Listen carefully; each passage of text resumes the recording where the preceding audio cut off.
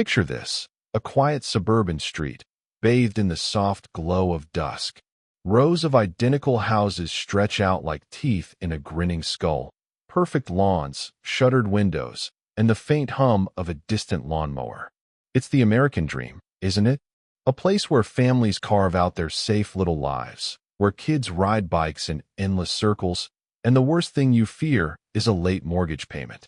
But what if I told you that beneath those manicured hedges and pastel siding, something festers? Something that doesn't belong in the daylight. Something that waits until the streetlights flicker on and the shadows stretch like claws across the pavement.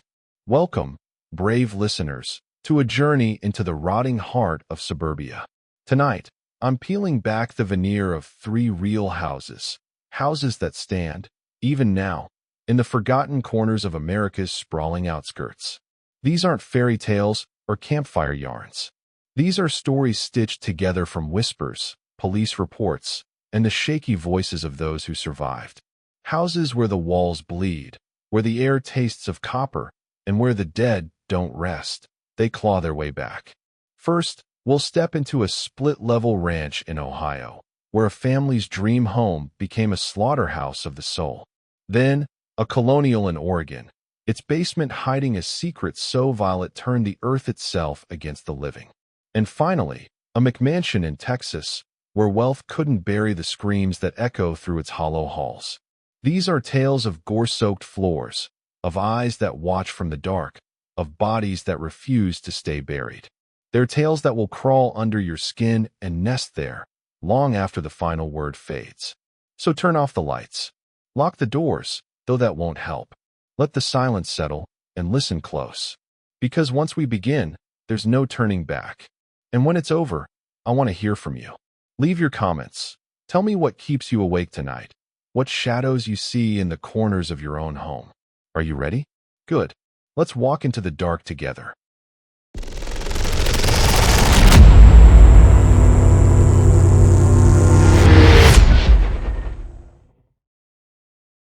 The Miller family rolled into Dayton, Ohio, in the summer of 1978, their station wagon packed with cardboard boxes and the faint hope of a new beginning.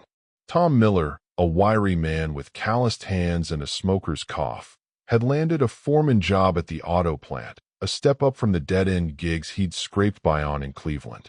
Ellen, his wife, was a soft-spoken woman with tired eyes and a knack for stretching a paycheck. Their boys, Jake and Mikey, were 8 and 5. Jake with his mop of brown hair and a quiet intensity, Mikey all freckles and restless energy. The house they'd bought sat at the end of a cul-de-sac in a sprawling suburban tract called Willow Creek, a grid of split-level ranches and manicured lawns that promised the kind of life you saw in Sears catalogs. The house itself was unassuming, brick and vinyl siding, a sloped roof with a single chimney, and a crimson shutter dangling crookedly over the front window like a scab peeled halfway off. Inside, it smelled of stale carpet and lemon polish, the kind of scent that clung to homes left empty too long. The realtor, a pinched woman named Marjorie, had breezed through the tour, pointing out the eat-in kitchen, the 2-car garage, and the basement that could double as a playroom for the boys. She'd mumbled something about a minor incident years back, a suicide, maybe, or a domestic spat, but waved it off with a laugh. Nothing a fresh coat of paint won't fix, she'd said, her smile too tight. The price was a steal, and Tom signed the papers without a second thought. Suburbia was safe. Suburbia was theirs. They moved in on a humid July day, the air thick with cicada hums and the promise of thunderstorms. Ellen unpacked dishes while Tom hauled furniture, sweat staining his undershirt. The boys raced through the house, claiming bedrooms and scuffing the hardwood with their sneakers. By dusk, the cul-de-sac glowed orange under a sinking sun, and the Millers sat on the back patio with TV dinners, listening to the neighborhood settle into its rhythms. Distant sprinklers, a dog barking 2 houses down, the faint buzz of a television through an open window. It felt right. It felt like home. That first night, Ellen jolted awake in the small hours, her heart thudding against her ribs. The bedroom was dark, the only sound Tom's shallow snores beside her. But there was something else, a noise, faint but insistent, seeping up through the floorboards. A wet, rhythmic thudding, like a slab of raw meat dropped onto a counter, over and over. It came from below, from the basement. She lay telltale, dripped from her fingers as she sat up, the sheets cool against her skin. She nudged Tom, whispering his name, but he groaned, half asleep, and muttered something about old pipes. "Go back to bed," he slurred, rolling away. She lay there, staring at the ceiling, the sound gnawing at her nerves until it faded, leaving only the hum of crickets outside. Morning came gray and sluggish, the sky heavy with clouds. Ellen shuffled downstairs, her slippers scuffing the linoleum, and started coffee. The boys tumbled into the kitchen, Jake rubbing sleep from his eyes, Mikey bouncing with his usual dawn energy. She asked if they'd heard anything strange last night, but Jake just shrugged, and Mikey shook his head, already distracted by a bowl of Cocoa Puffs. Ellen chalked it up to the house settling. New places had their quirks, didn't they? She pushed the unease aside and focused on unpacking, hanging curtains, and arranging the boys' toys in the basement playroom. The basement was a low-ceilinged space with cinder-block walls and a speckled linoleum floor, the kind you'd find in every ranch house from here to Indiana. A single bulb dangled from a cord, casting sharp shadows across the room.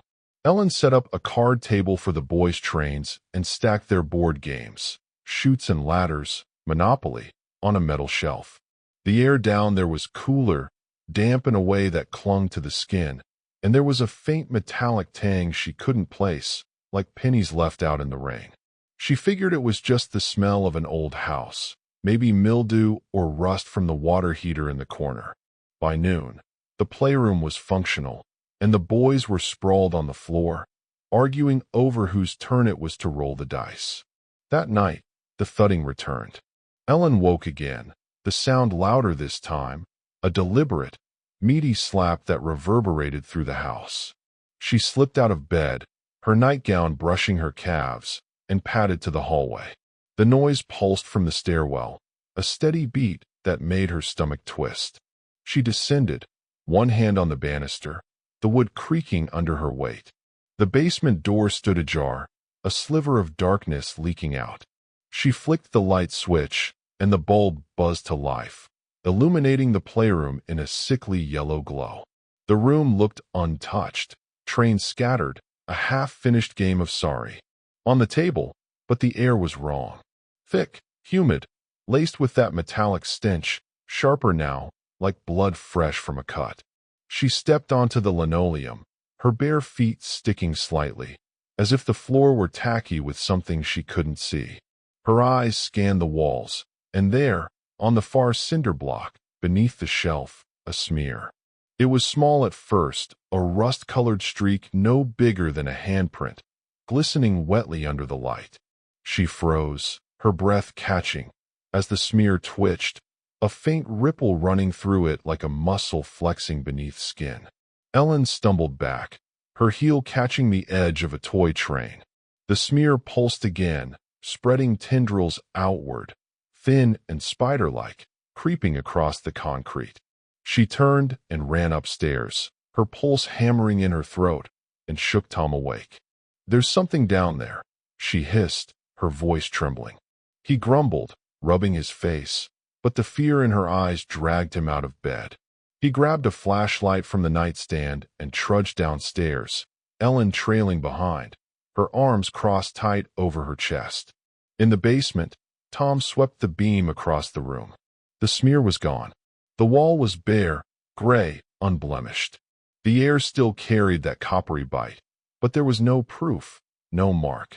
"You're imagining things," he said, his voice rough with sleep. "It's just shadows, or the paint's peeling."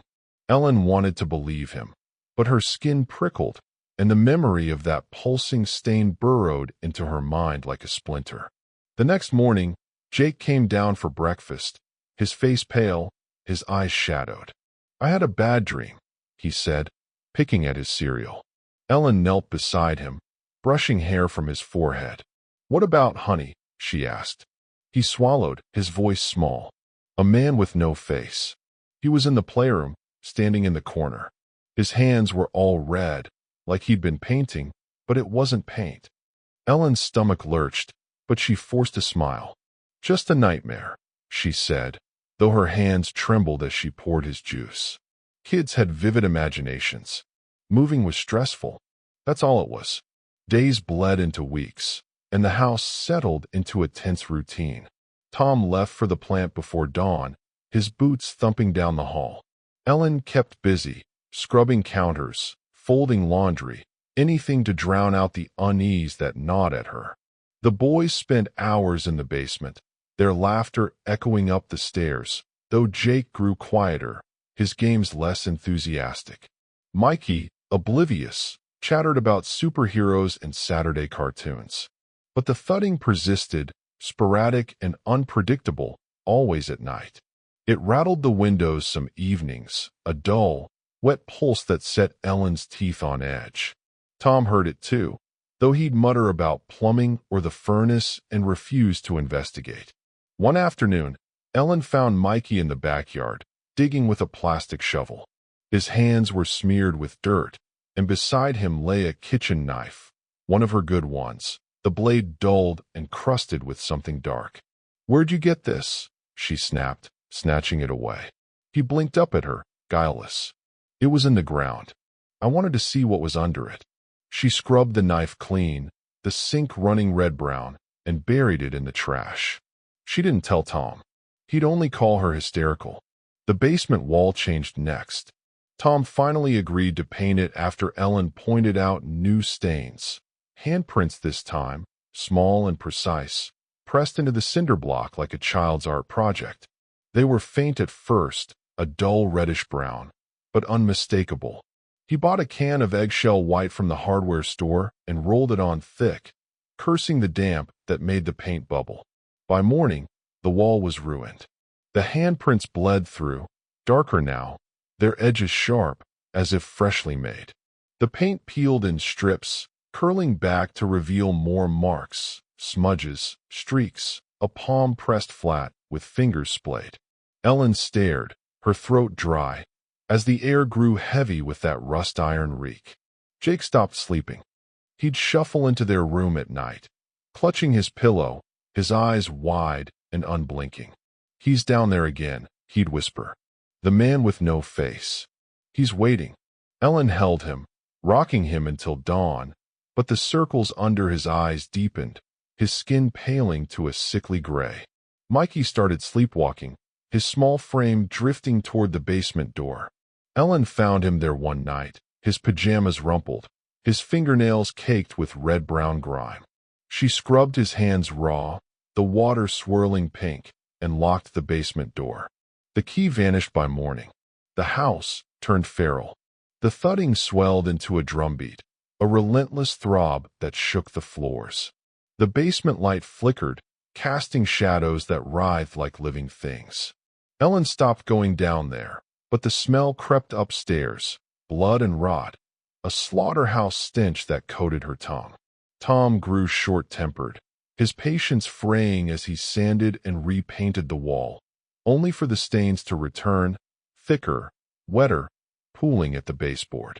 One night, he stormed downstairs with a hammer, determined to smash the cinder block and find the source. He came back pale, his hands shaking, the hammer slick with something viscous. "It's alive," he rasped. "The wall, it's bleeding." Ellen saw it the next day. She'd avoided the basement for a week, but a scream, Mikey's, sent her running. The playroom was a slaughterhouse. Blood poured from the walls, a crimson tide that soaked the linoleum, reflecting the stuttering light in a shimmering red mirror. It dripped from the ceiling, splattered the card table, coated the toys in a glistening sheen. Mikey stood in the center, his pajamas drenched, his hands clutching his teddy bear. The bear's fur was matted red, its stuffing spilling out like guts, trailing across the floor. Jake was beside him, his eyes empty, his skin slick with blood that wasn't his own. He didn't move, didn't blink, just stared at the wall as it wept. Ellen grabbed the boys and ran, her slippers sliding in the gore, her screams echoing through the house. She locked them in the station wagon and pounded on Tom's chest until he staggered out of bed. He took one look at the basement and vomited, the bile mixing with the blood that lapped at the stairs.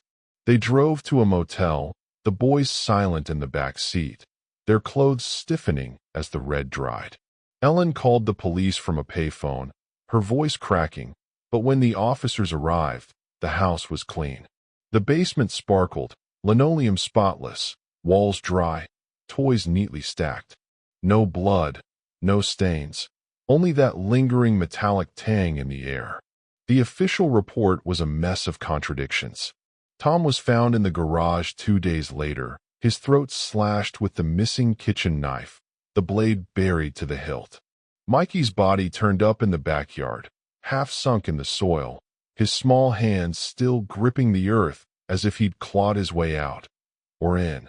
Ellen survived, though she never spoke again, her mind fractured into silent shards. Jake vanished. No footprints, no trace, just an empty space where he'd stood. The house sat vacant after that, its crimson shutter swaying in the wind. Neighbors swore they saw a boy in the windows. Jake, maybe, his silhouette drenched red, staring out at the cul-de-sac.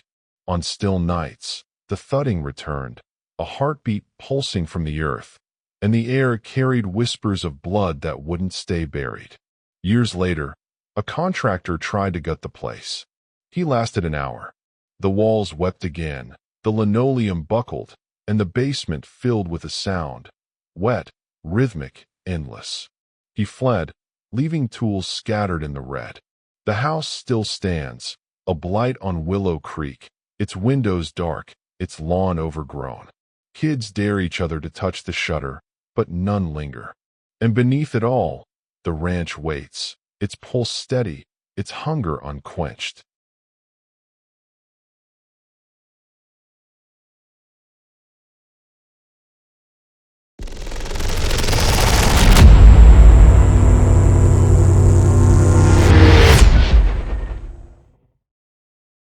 In the autumn of 1983, the Harper family arrived in a quiet suburb on the fringes of Portland, Oregon, their pickup truck rattling with the weight of a new life. David Harper, a broad-shouldered carpenter with a beard flecked with sawdust, had grown tired of the city's clamor, its honking horns, its gray sprawl. Susan, his wife, was a slight woman with sharp cheekbones and a laugh that could cut through fog, though it had dulled in recent years. Their daughter, Lily, was 6, a wisp of a girl with pale blonde hair and eyes that seemed to catch every shadow. They bought a colonial-style house on Elmwood Lane, a fixer-upper with sagging gutters and peeling white clapboard, but it promised space. High ceilings, a wide porch, and a backyard that stretched into a wall of Douglas firs. It was a chance to build something, David said, his hands itching for a project. Susan saw it as a sanctuary for Lily, a place where she could grow up chasing fireflies instead of dodging traffic. The house loomed at the end of a cul-de-sac, its windows dark, its lawn a tangle of weeds that whispered in the wind. The realtor, a wiry man named Ed with a polyester suit and a smoker's rasp, had rushed them through the tour, pointing out the oak staircase, the brick fireplace, and the basement that could be a workshop or storage.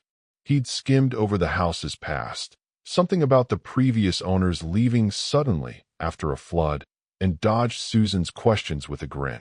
A steal for the price, he'd said, tapping his clipboard. Just needs a little love. David signed the papers that afternoon, the ink drying under a sky heavy with rain. Suburbia felt like a promise, a clean slate carved from the damp Oregon earth.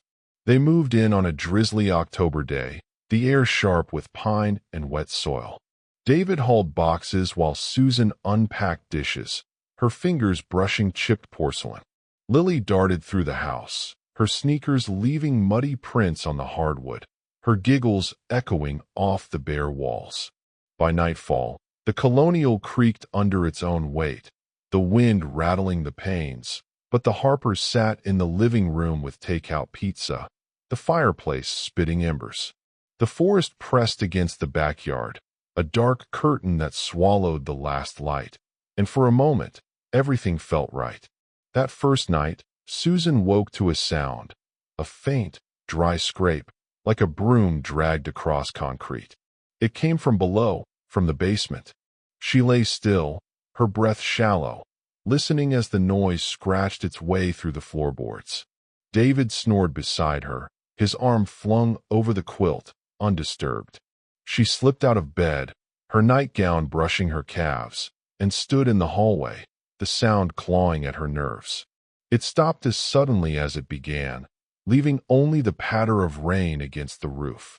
She told herself it was the house settling, its old bones groaning in the damp. New places made noises. She crept back to bed, the unease settling into her chest like a stone. Morning arrived, gray and sodden, the forest dripping beyond the windows. David started renovations that day, tearing into the basement with a crowbar and a radio blaring Johnny Cash.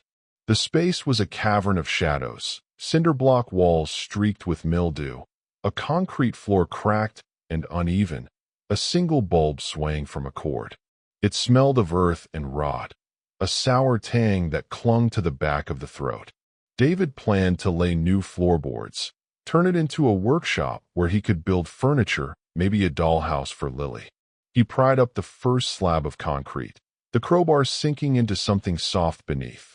He frowned, leaning closer, and the smell hit him, meat gone bad, wet and rancid, a stench that curled his stomach. He scraped away the dirt, revealing a patch of soil that glistened like oil, dark and slick. His fingers brushed something hard, and he pulled it free. A bone, small and brittle, its surface yellowed with age. Then another, and another, ribs, a jaw, a cluster of tiny vertebrae, scattered like forgotten toys. Animal bones, he told himself, though the shapes were wrong, too delicate, too human. A child's hand emerged next, the phalanges curled inward, the knuckles stained brown. He dropped the crowbar, his breath hitching, and stared at the pile. The basement suddenly too small, too cold. The bulb flickered, casting jagged shadows across the dirt, and for a moment, he swore the bones shifted, a faint tremor running through them. David stumbled upstairs, his boots tracking mud, and found Susan in the kitchen. "Found some old bones down there," he said, forcing a laugh. "Probably a cat or something." Her eyes narrowed, but she nodded, trusting his calm. He didn't mention the hand, didn't mention the way the air had thickened, pressing against his lungs. That night, he dug a hole in the backyard, the soil soft and yielding, and buried the bones beneath a rhododendron bush. The forest watched, its branches swaying in the drizzle, and he wiped his hands on his jeans, the dirt clinging like guilt. The basement refused to forget. David laid new floorboards the next week, pine planks that smelled of sawdust and promise. By morning, they'd warped, curling upward at the edges as if pushed from below. He tore them out, cursing the damp, and poured fresh concrete, smoothing it with a trowel. The next day, cracks spiderwebbed across the surface, thin lines that oozed a dark, sticky liquid. He mopped it up, the rag coming away red-brown, and the smell returned, rotting flesh, coppery and thick, seeping into the walls. Lily stopped playing downstairs, her dolls abandoned on the stairs. "It's heavy down there," she said one evening, her voice small. "The shadows move when I'm not looking." Susan hugged her, blaming imagination, but the chill in the house deepened, a bone-deep cold that no heater could touch. Weeks passed, and the scraping grew louder, more deliberate, clawing through the night. David woke to it once, the sound dragging him from a dream of endless dirt. He grabbed a flashlight and descended, the stairs creaking under his weight. The basement air was frigid, the bulb dimming as he stepped onto the concrete. The cracks had widened, leaking a viscous sludge that pooled at his feet. He knelt, the beam catching something, a shard of bone, protruding from the floor like a tooth breaking through gum. He dug with his hands, the concrete crumbling, and unearthed more. A skull, its eye sockets hollow, its teeth jagged, a femur snapped in half, marrow black and clotted, a ribcage collapsed and tangled with roots. The earth pulsed beneath him, a slow, sickening rhythm, and he dug deeper, unable to stop. The flashlight flickered, and there it was, a hand, small and perfect, its flesh gray but intact, reaching up through the soil. Its fingers twitched, curling toward him, nails splintered and caked with blood. David recoiled, the beam shaking in his grip, as the hand clawed upward, dragging a wrist, an arm, a shoulder, until a face emerged, eyeless, its mouth gaping, its skin peeling away in wet strips. He screamed, scrambling back, and the bulb shattered, plunging the basement into darkness. The scraping filled the void, a chorus of nails on stone, and he ran, the stairs slick beneath his boots. Susan found him in the kitchen, his hands trembling, his shirt soaked with sweat. "There's something down there," he rasped, his voice raw. She didn't believe him, not fully, but the house turned against them that night. The walls groaned, splitting open to reveal veins of black mold that pulsed like arteries, weeping a foul ichor that stained the plaster. The windows fogged, handprints forming on the glass, small and smeared, as if pressed from the outside. The backyard sank, the rhododendron tilting into a pit where David had buried the bones, and from it rose a miasma of decay, rotting meat, sour earth, the stench of a grave unquiet. Lily vanished a week later. She'd been restless, waking from nightmares of the shadow people in the basement, their hands cold and grasping. Susan tucked her in that night, the colonial silence save for the drip of rain. Morning came, and Lily's bed was empty, the sheets cold, her shoes lined up neatly by the basement door. David tore the house apart, ripping floorboards, smashing walls, his shouts echoing through the rooms. Susan searched the forest, her voice breaking as she called Lily's name, the trees swallowing her cries. They found nothing, no footprints, no sign, only the basement door ajar, the air inside thick with that slaughterhouse reek. Days blurred into a haze of grief. David dug again, the concrete a ruin, the soil yielding more bones, dozens now, a jumble of skulls and spines, some still clinging to scraps of sinew, others gnawed and splintered. The pit widened, the earth soft and greedy, and he worked until his hands bled, the flashlight catching glints of white in the dark. Susan stopped sleeping, her eyes hollow, her fingers tracing Lily's drawings, stick figures with no faces, their hands red. Neighbors whispered, avoiding the house, though one claimed she'd seen Lily, or something like her, standing in the forest at dusk, her skin gray, her hair matted with dirt, beckoning toward the cellar. The Harpers fled a month later, their belongings abandoned, the colonial left to rot. The county condemned it, boarding the windows, sealing the basement with a steel plate. No one could explain the bones. Archaeologists speculated they belonged to a settler family, lost to famine in the 1800s, their children buried in unmarked graves beneath the land. But the forest knows more. Hikers avoid Elmwood Lane, their stories jagged with fear, scraping in the undergrowth, a child's hand twitching among the roots, a voice calling from the trees, soft and insistent. The house still stands, its clapboard blackened by mold, its porch sagging under years of rain.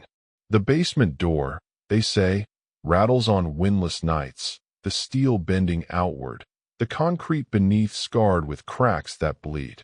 And in the forest, the shadows move, their hands reaching, their bones restless, waiting for someone new to claim.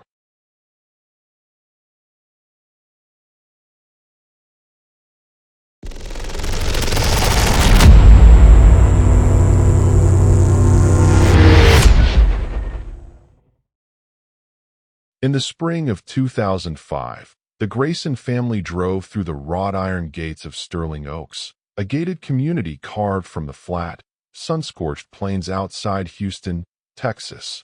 Robert Grayson, a real estate mogul with slicked-back hair and a Rolex that caught the light, had built his empire flipping foreclosures and selling dreams of luxury. Cheryl, his wife, was a former beauty queen turned homemaker, her smile practiced and her nails always lacquered red. Their daughter, Paige, was 16, a lanky girl with dyed black hair and a scowl she wore like armor.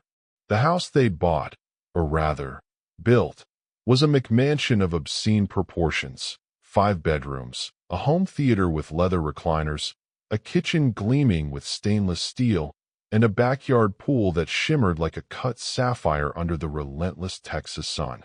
It was Robert's crown jewel, a testament to his success, a palace of glass and stucco rising from the dust. Sterling Oaks was, gated community was a bubble of wealth, its streets lined with identical palms and SUVs, its lawns manicured to perfection. The Graysons' estate sat at the end of a cul-de-sac, its 3-car garage flanked by faux columns, its windows tinted against the heat.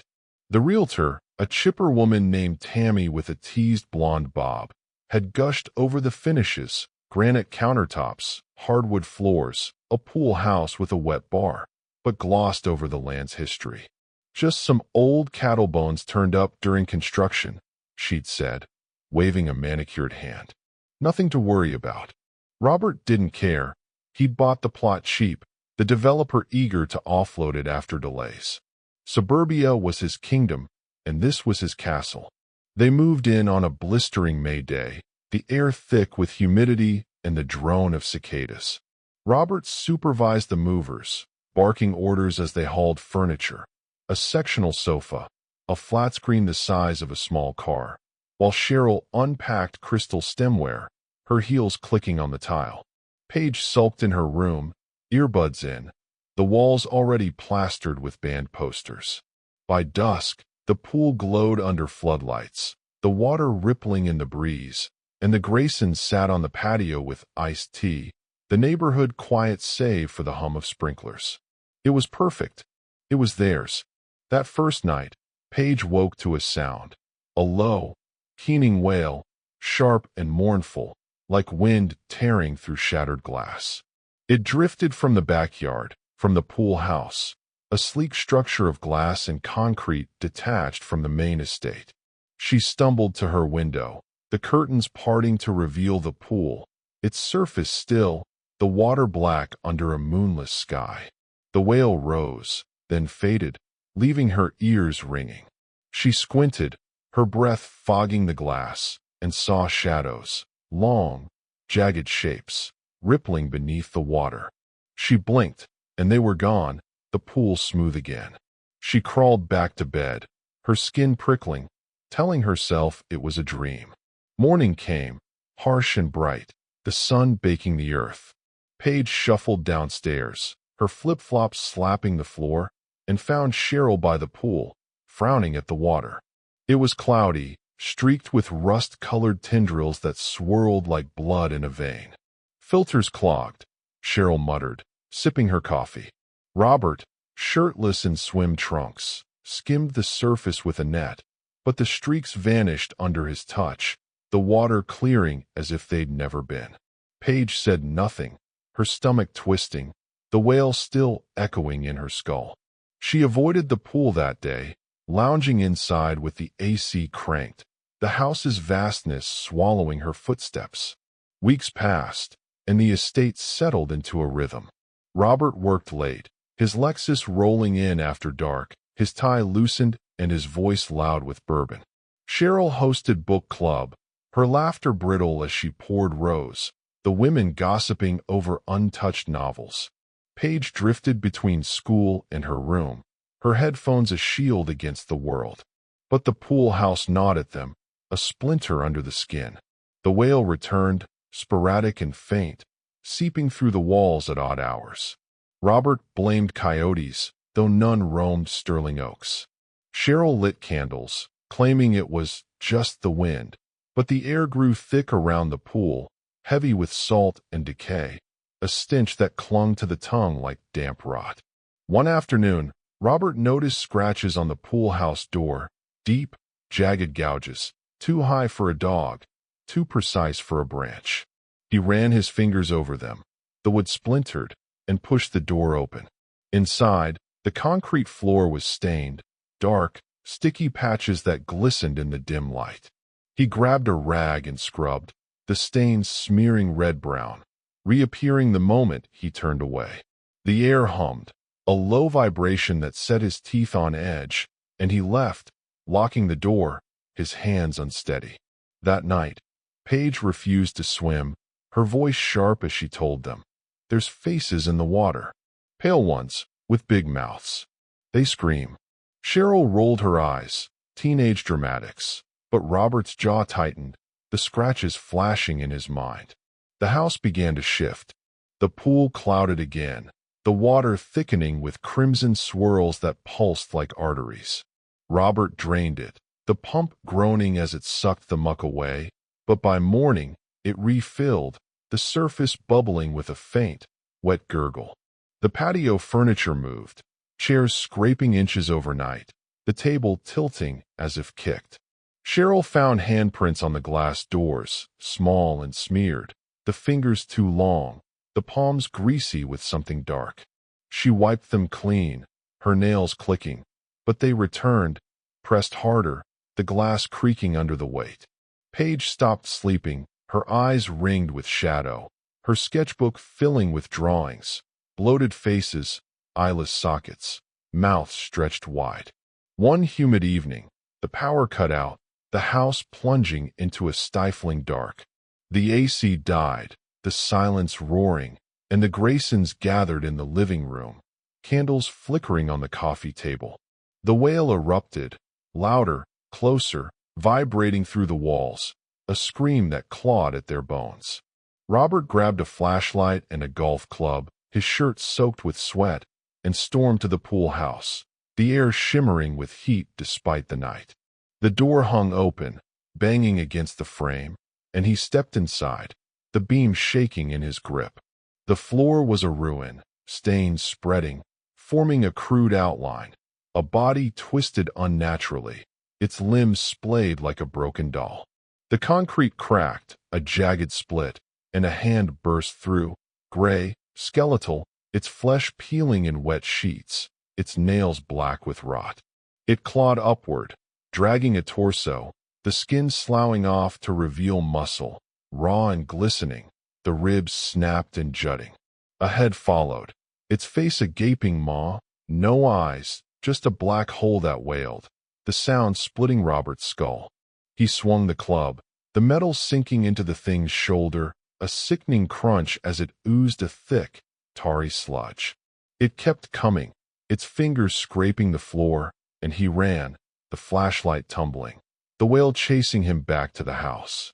Cheryl and Paige were frozen, the candles guttering. As he burst in, his face ashen, his hands slick with that black rot. The power surged back, the lights blinding, but the wail lingered, a low hum that pulsed in the walls. The pool churned that night, the water red and boiling, bubbles bursting with a stench of blood and brine.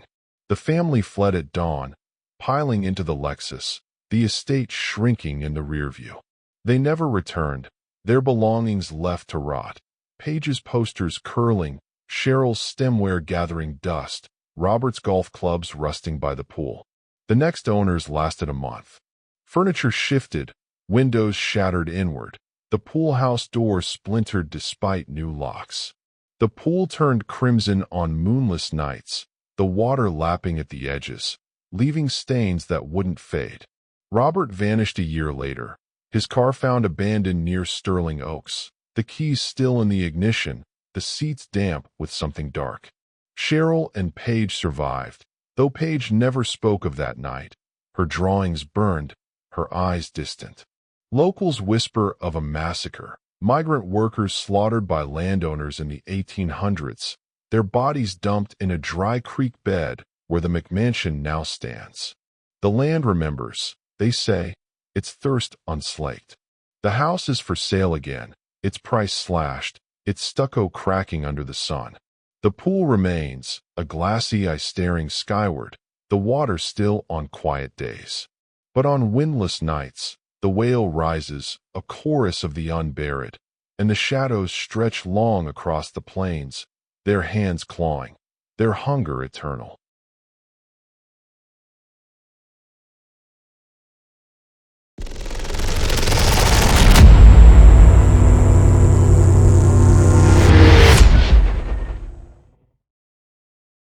And there it ends, for now. 3 houses, 3 scars on the skin of suburbia, still standing as silent witnesses to the horrors they've cradled.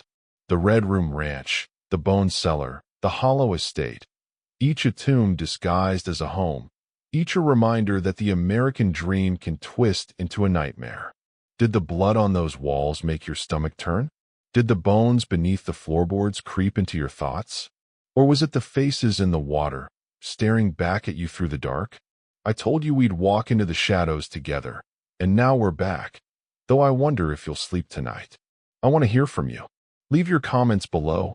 What terrified you most? What haunts your own quiet streets?